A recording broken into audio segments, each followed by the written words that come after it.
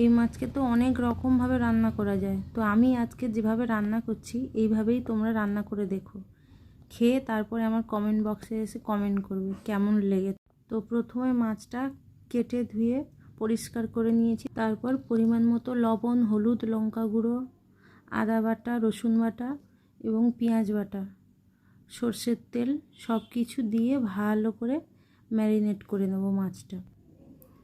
তো এই দেখে আমার মাছটা ভালো করে ম্যারিনেট হয়ে গেছে।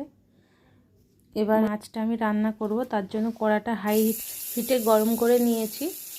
তো বলে রাখা ভালো, এই মাছটা যখন তোমরা রান্না করবে তো কড়াটা কিন্তু সবসময় হাই হিটেই রাখবে, কারণ এই মাছটা কম আঁচে দিলে মানে ভালো করে ভাজা হবে না।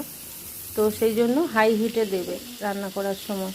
আর হাত দিয়ে কেউ মাছটা ছাড়তে যাবে না, তাহলে তেলগুলো ঠিকরে হাতের মধ্যে পড়ে ফসকা পড়ে যেতে পারে। তো সেই জন্য একটা একটা করে মাছ ছাড়বে চামচের সাহায্যে।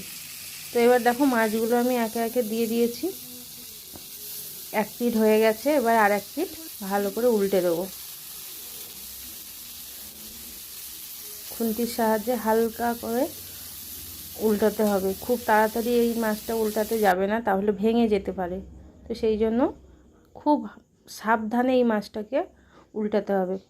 তো দেখো আমার সব মাছগুলো উল্টানো হয়ে গেছে। মাছগুলো এবার তুলে নিয়েছি। তো বাকি যে মাছগুলো আছে ওগুলো আরেকবার ভেজে নেব। আবারও মাছগুলো ঠিক আগের মতো একটা একটা করে তেলের উপরে ছাড়বো। তো এবার সবগুলো মাছ দিয়ে দিয়েছি, দিয়ে আবার ভালো করে এক পিঠ হয়ে গেছে আর এক পিঠ উল্টে দিয়েছি। তো এই দেখো আমার সবগুলো মাছ ভাজা কমপ্লিট। তো চলো এবার একটু ডেকোরেশন করে নিই।